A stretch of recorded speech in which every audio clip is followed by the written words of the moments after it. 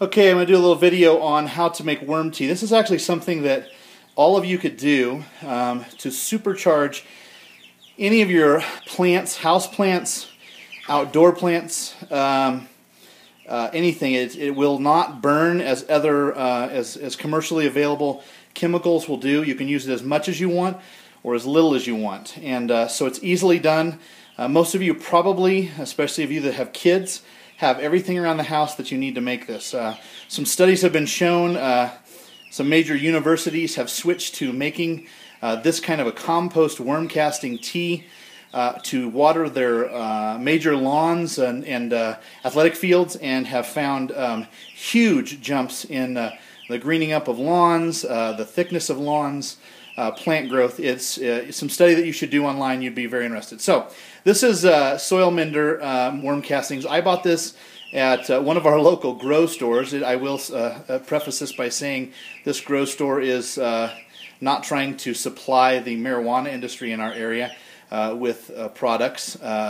Their idea is a lot of local gardens and hydroponic gardening inside. I know I'm going to get some jokes from that from some of my friends, but it is true.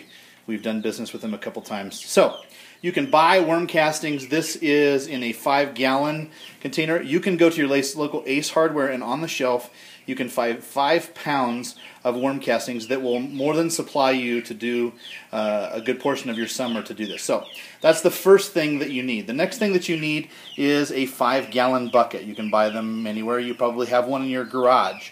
And like I said, that's as simply as that. The next thing that you need is and it's up on top here, is you'll see it up there on top, is a aerator or air compressor pump that you would have for your local, or have for your just an ordinary aquarium, kids aquarium. Some of you may have one sitting around if the fish have all died. And of course the hose to connect that. And then at the end of it, all you need to buy is a stone. Like I said, a lot of you have this for an aquarium. It's a aeration stone. Lets a lot of bubbles come up, and it sits at the bottom. Key component. The next thing that you will need is some molasses. This helps feed the bacteria that you're going to be growing in this water. And so what you're going to need is about 1/3 of a cup of molasses for a 5-gallon bucket. So 1/3 cup, you put it in the water, and you want this water to be kept about 80 degrees. That's the best temperature. So inside your house, in the summer, outside your house. It can be warmer than that. You obviously don't want it boiling. It also needs to be, sorry about all the chirping, our chickens are nearby. It also needs to be chlorine free. I tried something this time because tap water in Colorado Springs is chlorinated, as in most cities. I bought some dechlorinator that you would use for fish tank. I'm going to try this and see how this works.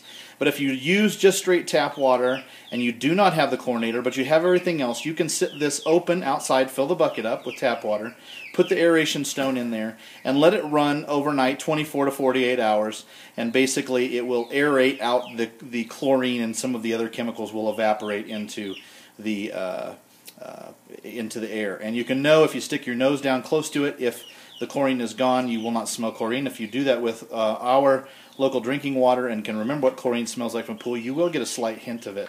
And most cities have chlorinated water to kill the chemicals. So we've got the aeration, we've got the bucket, the aeration stone, and the pump pumping bubbles through, or pumping air into the water. We've dissolved 1/3 of a cup of molasses, that's why it's so dark, into the water. Okay, and that helps feed the bacteria that we're going to grow. And the next thing you do is get a mesh bag. You can get them in a lot of different places. I happen to buy this one in the laundry section at Walmart. It's a little zipper bag that you can put delicates in or something like that. You add about roughly about a cup or more of worm castings to that, and then seal it off. And then it's basically like making, it's called worm tea for a reason. As like a tea bag, you're letting it soak in there as the air bubbles circulate around it, create this bacterial a swamp. It sounds kind of gross, but again, if you'll read online about worm tea and what it can do for your plants, this is something that everybody could do without doing the composting as we did. By as easily going to your local Ace Hardware, buying the worm castings.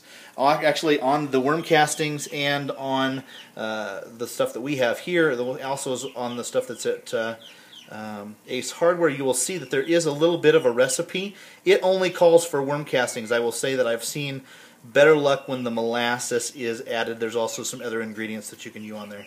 And there's some other ways that you can basically take this worm castings, spread it around your plants inside and outside. Some of those same nutrients that are rich in worm castings will make their way out and into your plants, feed your plants. I'm looking forward to good things from this. Again, this is a simple thing that you can do. You don't have to do this inside today because it's cold outside. I didn't want it to get too chilly, but you could do it out overnight. We are going to be doing it with a 50-gallon or 60-gallon rain drum this summer. We'll be collecting our own rainwater and doing this in there and then watering our entire yard with it. There you go. This is how to make worm tea, simply, easily. You will be blessed if you do this. Your plants, I've heard great things. So we'll see. We'll keep you up to date on what's going on in the Dodson yard.